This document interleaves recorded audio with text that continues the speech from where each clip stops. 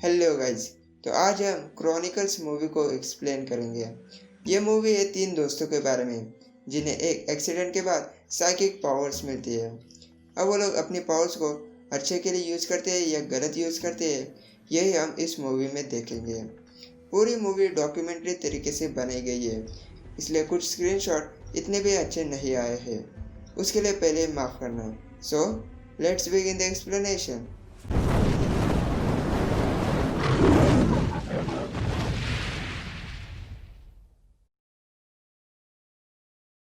Movie start होती है Andrew से। एंड्रयू ने अभी अभी न्यू कैमरा लिया होता है, क्योंकि अब से वो अपनी पूरी लाइफ को शूट करेगा और उसी के कैमरा से हम ज़्यादातर मूवी को देखेंगे। एंड्रयू अपनी लाइफ में बहुत बड़ा लूज़र है। उसका एक भी दोस्त नहीं है। उसे कॉलेज में भी बुली किया जाता है। उसकी माँ एक कैंसर पेशेंट है। उस पर अभी इलाज चल रहा है। उसके फादर भी बहुत बुरे इंसान हैं, जो शराब पी के अपने बेटे को मारा पीटा करते हैं। काम से उसके फादर एक फायर फाइटर है। उसके लाइफ में सिर्फ उसका भाई मैट ही सबसे अच्छा इंसान है। वो मैट के ही कार में डेली कॉलेज में जाता है। एक दिन मैट उसे पार्टी में चलने बुलाता है ताकि एंड्रयू के कुछ दोस्त बन सके। पहले तो वो चलने के लिए तैयार नहीं होता, लेकिन मैट उसे मना ही लेता है। फिर रात को वो दोनों पार्टी में आते हैं। पार्टी में मैट केसी नाम की लड़की से मिलता है। वो उसे अपनी बातों से पटाने की कोशिश करता है, लेकिन उसकी बात नहीं बनती है। पार्टी में भी एक लड़का एंड्रयू को मारता है, क्योंकि उसे लगता था कि एंड्रयू उसकी गर्लफ्रेंड को शूट कर रहा है। फिर एंड्रयू वहाँ से बाहर आकर अकेले में रोने लगता है। तभी वहाँ पे कॉलेज का सबसे पॉपुलर लड़का स्टीव आता है। स्टीव उसे कहीं पे शूट करने के लिए चलने बुलाता है। स्टीव को एंड्रयू के पास मैट ने ही भेजा होता है। स्टीव उसे एक गड्ढे के पास ले आता है। उस गड्ढे में बहुत अजीब सी साउंड आ रही थी, तो स्टीव उसके अंदर कूद जाता है। इसलिए उसके पीछे मैट और एंड्रयू को भी जाना पड़ता है। उसके अंदर एक ग्लोइंग क्रिस्टल होता है। वो तीनों उसे हाथ लगाते हैं। हाथ लगाते ही क्रिस्टल का कलर चेंज होता है और स्टीव की नोज से ब्लीडिंग होने लगता है और एंड्रयू की रिकॉर्डिंग यहीं पे कट हो जाती है। फिर 1 वीक के बाद का टाइम दिखाया जाता है। अब इस इंसिडेंट के बाद उन तीनों के पास साइकिक पावर्स आ चुकी है। वो लोग अपनी साइकिक पावर्स को कंट्रोल करने की प्रैक्टिस करने लगते हैं। ज़्यादा यूज करने पर उनके नोज से ब्लीडिंग होने लगता है।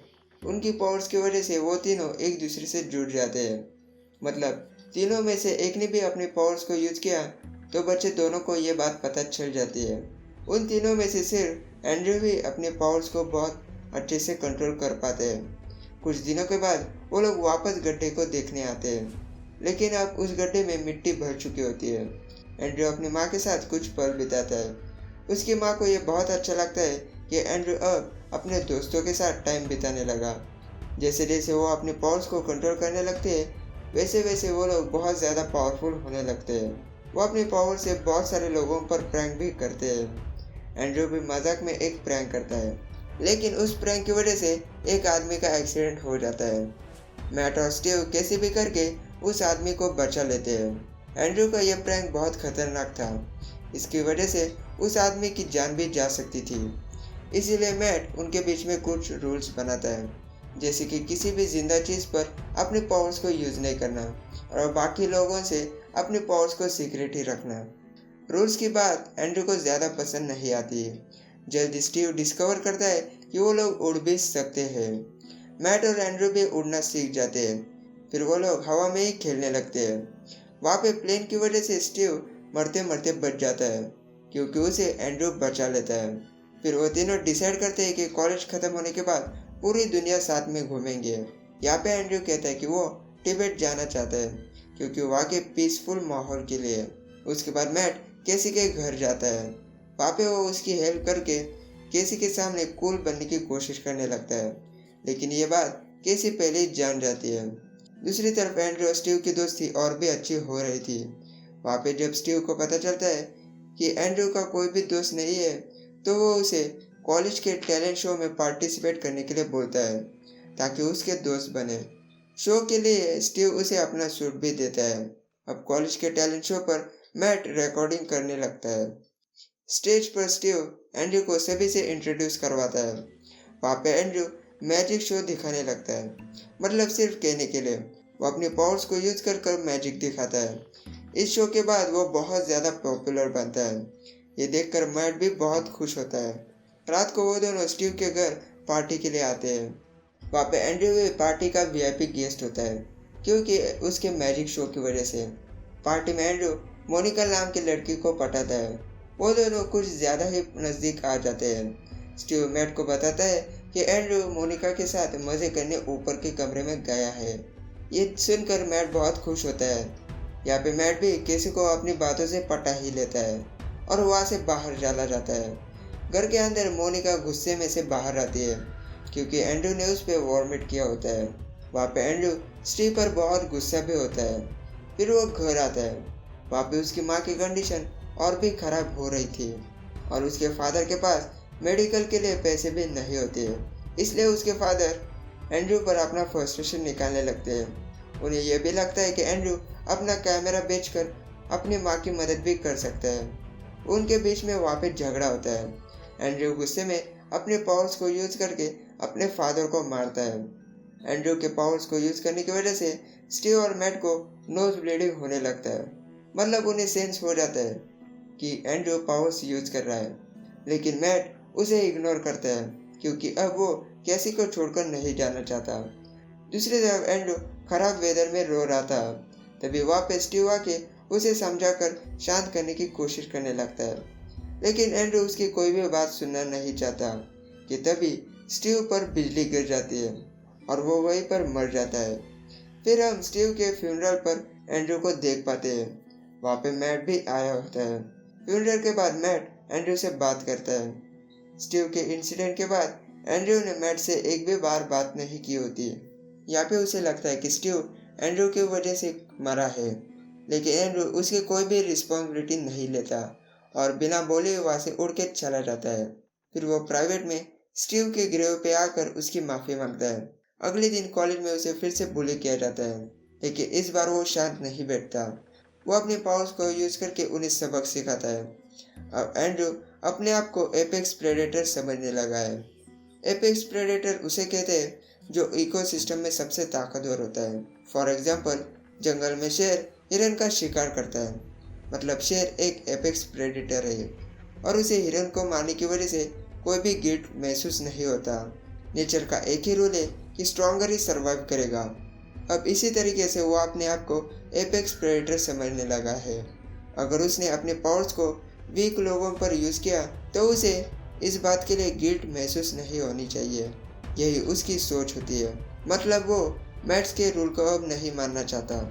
कॉलेज में हुए इंसिडेंट की वजह से मैट उसके घर पे आता है और एंड्रयू की गलती के लिए उसे डांटने लगता है, लेकिन एंड्रयू उसी पे अपने पावर्स यूज करता है। मैट समझ जाता है कि उसे समझाने से कोई भी फायदा नहीं है, इसलिए वो वहाँ से चला जाता है। एंड्रयू की माँ की तबीयत और भी ज़्यादा खराब हो रही थी। उनको मेडिकल की सख्त ज़रूरत थी, लेकिन उसके फादर कुछ भी नहीं कर रहे थे। तो एंड्रयू अपने फादर को बाहर जाने का वेट करता है। फादर के जाने के बाद वह उनका फायर फाइट वाला सूट पहन के बाहर जाता है। वो अपनी पावर्स को यूज करके दूसरे लोगों से पैसे लूटने लगता है, लेकिन अभी भी उसके पास बहुत कम पैसे होते हैं। फिर वो पेट्रोल पंप के स्टोर को लूटने जाता है। वहाँ पे भी वो अपनी पावर से पैसे लूट लेता है, लेकिन वहाँ का ओनर गन लेकर बाहर आता है। एंड्रयू अपने आप को बचाने के चक्कर में गन को दूर फेंकता है। तभी गन से फायर होता है और पूरा पेट्रोल पंप ब्लास्ट होता है। इस एक्सीडेंट के बाद एंड्रयू हॉस्पिटलाइज होता है। वहाँ उसके फादर उसे मिलने आते हैं। वहाँ पे वो एंड्रयू को बताते हैं कि उसकी माँ अब गुजर चुकी है। जब एंड्रयू के फादर उसे ढूंढने बाहर आए थे तब उसकी माँ चली गई, इसलिए उसके फादर इस बात के लिए एंड्रयू को जिम्मेदार मानने लगते हैं। तभी एंड्रयू होश में आता है और वो हॉस्पिटल की दीवार को ही तोड़ देता है। दूसरी तरफ मैट केसी के घर बर्थडे अटेंड कर रहा था। तभी उसकी नोज ब्लीडिंग होने लगती है और वो समझ जाता है कि एंड्रयू अब खतरे में है। टीवी पर भी एंड्रयू के हॉस्पिटल की न्यूज़ आ रही थी, तो मैट केसी के कार से एंड्रयू के पास जाने लगता है। मैट हॉस्पिटल के पास पहुंचता है तो ऊपर एंड्रयू उसके फादर को बीच में ही छोड़ देता है, तो मैट उसे उड़कर उन्हें बचा लेता है। फिर वो एंड्रयू को शांत करने की बहुत कोशिश करने लगता है, लेकिन एंड्रयू उसकी कोई भी बात सुनना नहीं चाहता। वो मैट को भी यही कहता है कि वो एक एपेक्स प्रेडेटर है। तभी मैट पर वो बस फेंक कर मारता है। फिर मैट भी उसके साथ फाइट करने लगता है। उन दोनों की झगड़े की वजह से पूरा शहर डिस्ट्रॉय होने लगता है। पूरी पुलिस फोर्स एंड्रयू पर फायर करती है, लेकिन वो अपने पावर से मैट्रिक्स स्टाइल में सभी गोलियों को रोक देता है। इससे वो और भी ज़्यादा गुस्से में आता है और सभी बिल्डिंग डिस्ट्रॉय करने लगता है। मैट उसे शांत करने की बहुत कोशिश करने लगता है, लेकिन कोई फ़ायदा नहीं होता। एंड्रयू के पीछे एक स्टैचू होता है। मैट उसके भाले से एंड्रयू को मार डालता है। वो इसीलिए करता है क्योंकि उसके पास अब कोई चॉइस नहीं होती। फिर वो भी वहाँ से उड़कर चला जाता है। फिर कुछ दिनों के बाद हम फिर से मैट को देख पाते हैं। वहाँ पे वो एंड्रयू की माफ़ी मांगता है। अब से वो अपनी पावर्स को लोगों के भलाई के लिए यूज करेगा और वो इस बात को ढूंढ लेगा कि उन्हें उस गड्ढे में से पावर्स कैसे मिली। फिर वो कैमरा को घुमा के दिखाता है कि अब वो तिब्बत में है। तिब्बत में वो सिर्फ एंड्रयू के लिए गया होता है। फिर वो उसका कैमरा वहीं पे छोड़ के चला जाता है और यहीं पे ये मूवी ख़त्म हो जाती है।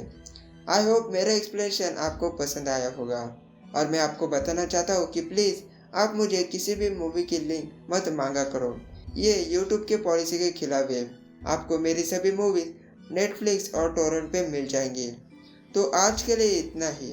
जल्दी मिलेंगे अगले नए वीडियो में। तब तक के लिए गुड बाय।